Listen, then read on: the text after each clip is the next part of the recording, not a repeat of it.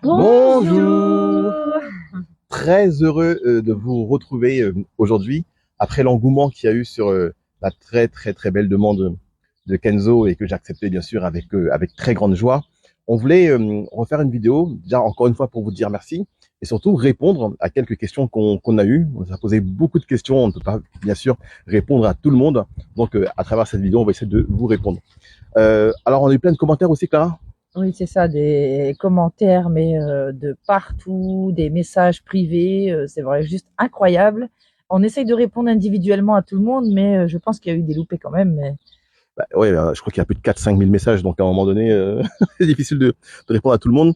Donc ce qu'on va faire tout de suite, écoutez, on va essayer de répondre aux questions qui reviennent le plus souvent et de vous répondre le plus sincèrement possible. On s'est rendu compte aussi, et Clara, tu pourras le confirmer, il y a beaucoup de personnes qui sont venues nous parler et nous confier un peu des choses un peu parfois difficiles qu'ils ont eues dans leur vie. Et finalement, le rapport qu'on a par rapport à son père, à son beau-père, par rapport à ses beaux-parents, c'était des messages très touchants. On s'est rendu compte que beaucoup de personnes aujourd'hui souffrent encore en fait d'une relation difficile avec les parents. Est-ce que tu peux confirmer, Clara, un peu Oui, oui, exactement, oui. Beaucoup de personnes se sont un peu retrouvées en nous, plus ou moins près, sans me parler. Et c'est vraiment très touchant, ces témoignages de toutes ces personnes, en fait. Oui, donc on se rend compte finalement, on a peut-être tous à un moment donné eu un petit quelque chose avec nos parents, nos beaux-parents, un petit manque d'amour, un peu d'incompréhension, et on se rend compte qu'à travers les messages qu'on a reçus innombrables, et beaucoup de personnes nous remerciaient de remettre un petit peu ce sujet-là sur la table, et finalement que chacun puisse à sa manière, je dirais, revenir dans son passé et peut-être corriger quelque chose qui n'avait pas été bien fait auparavant. Alors, une question qui revient très souvent et que tout le monde nous demande, c'est selon vous, quelles sont les bases d'une belle famille recomposée? Alors déjà, Kenzo, moi je vais te poser une question. De ton jeune âge, qu'est-ce que tu peux dire sur ce que c'est qu'une famille recomposée et surtout une belle famille recomposée? Ben, pour moi, la base d'une belle famille recomposée, c'est un père et une mère qui s'entendent bien. Bah écoute, t'as raison, oui, ça déjà, bon, au moins là-dessus, je crois qu'on s'entend plutôt bien, Clara, non? Ah, il n'y a Oui, pas trop, il y a pas, bon, comme tout le monde, des fois, ça bagarre un peu, mais, c'est qu'il y ait de l'amour aussi, hein, au mais oui, quotidien. Ah, Kenzo. L'amour qu'on a pour vous au quotidien, et toi et mais tes oui. sœurs. C'est important, ça. Et ben toi, pour toi, c'est quoi un peu la base d'une famille recomposée? C'est quoi les critères Alors, pour moi, la base, c'est qu'il y ait de l'amour, du respect, de la communication, aussi bien entre le beau-père, la belle-mère, le père et la mère, et les enfants, et les beaux-enfants, parce que sinon, ça peut vite être très compliqué et vite déraper. Donc, c'est qu'il y ait de l'écoute aussi, et surtout beaucoup d'amour. Ben, ça, c'est sûr.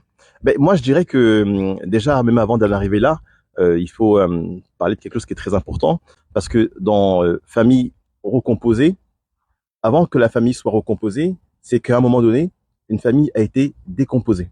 D'accord? Ça veut dire que quand le beau-père ou la belle-mère, en fait, celui qui n'est pas issu du socle familial, intègre la famille, il doit prendre conscience que il arrive sur un terrain où il y a eu beaucoup de douleurs, il y a eu beaucoup de souffrances, et que il doit faire lui-même abstraction de beaucoup de choses et beaucoup de sacrifices pour pouvoir se mélanger avec cette nouvelle famille et trouver un accord parfait et surtout ne jamais faire de différence entre les enfants qui, eux, peuvent vraiment très mal le vivre.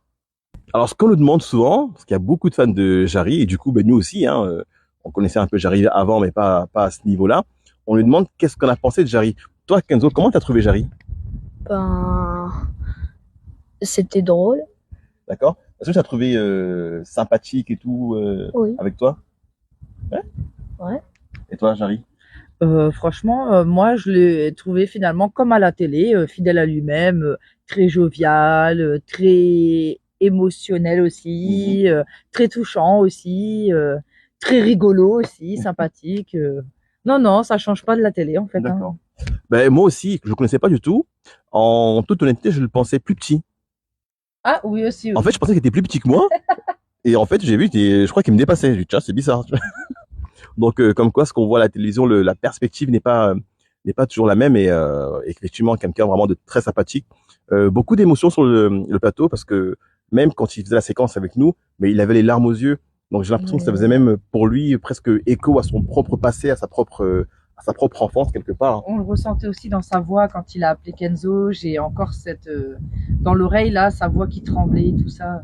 Je crois que c'est quelqu'un qui est très très impliqué dans son émission, très impliqué dans ce qu'il fait et surtout très impliqué dans le fait de trouver le bonheur pour tout le monde, quoi. Alors, la dernière question qui revient le plus souvent, eh bien, ça concerne Kenzo directement et il nous demande quelles vont être les suites pour l'adoption de Kenzo. Alors déjà, faut savoir que effectivement, on porte pas du tout le même nom et surtout que Kenzo, ben, son père dès la naissance l'a reconnu. Donc en fait, c'est pas un enfant qui est, je dirais, sans identité.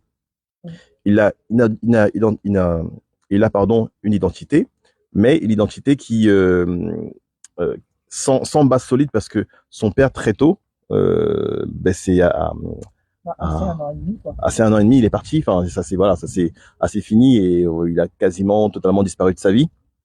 Donc du coup, c'est pour ça que Kenzo a manqué d'une figure paternelle et que par chance, il a sans doute retrouvé en moi ben, ce qui manquait un peu, que j'ai pu combler du mieux que j'ai pu. Donc en fait, la suite, ça va être de commencer des démarches. Donc on aurait pu le faire avant, mais on attendait quand même l'émission aussi pour le faire un peu pour donner le go à tout ça. Et puis après la partie administrative, moi je sais pas encore exactement comment tout se passe. On est en train de travailler dessus. Est-ce que toi tu sais un peu comment ça va débuter cette histoire? Je sais que ça va pas être facile quand même, sachant que, bah, comme on a dit, Kenzo, il a quand même un père qui l'a reconnu, malgré son absence. Donc du coup, ça va prendre un peu de temps, je pense, mais ne jamais s'avouer vaincu, hein. On y arrivera. Donc en tout cas, Kenzo en fait, ouais. Le truc c'est que Kenzo, il a très vite manifesté quelque chose, c'est que tout du côté de ma famille, autant les cousins qui sont venus, que ses petites sœurs Athéna et Daenerys qui sont nées après, sa grande sœur aussi. C'est ma fille que j'ai eue avant, mais voilà, on se considère tous comme frères et sœurs. Annelle, et ben elle de son côté, en fait, ils portent tous le même nom que moi. Et quelque part, Kenzo, avec un nom différent, avait le sentiment sans doute de pas appartenir à l'unité familiale. Il avait le sentiment d'être à part et quelque part il a manifesté après le nom finalement l'envie pardon de porter le même nom un peu pour unifier quelque part toute la famille autour d'un même nom, autour d'un même projet. Ce qui implique autre chose, c'est que comme madame ne porte pas le même nom que moi, il y a peut-être une histoire de bague dans l'affaire qui va devoir se mettre en route, hein, histoire d'unifier les clans, un peu en mode Koh-Lanta, l'unification des clans. Donc écoute, on verra bien. Et puis en tout cas, Kenzo, ce qu'on peut te promettre avec ta mère, c'est que le combat ne fait que commencer et que la demande que tu as faite, nous allons tout faire pour l'honorer. Compte sur nous. Écoutez, merci hein, à nouveau pour votre écoute. On est très heureux de faire cette vidéo. Et si vous avez des questions, n'hésitez pas sur tout ce qui est famille recomposée, sur tout ce qui est démarche aussi, parce que je pense que la démarche que l'on entreprend, mais beaucoup de familles aussi veulent l'entreprendre et peut-être ne savent pas comment faire. Donc nous partagerons avec vous, hein, Clara, tu confirmes, que nous partagerons avec vous toutes les démarches et toutes les difficultés qu'on va rencontrer aussi. Ciao.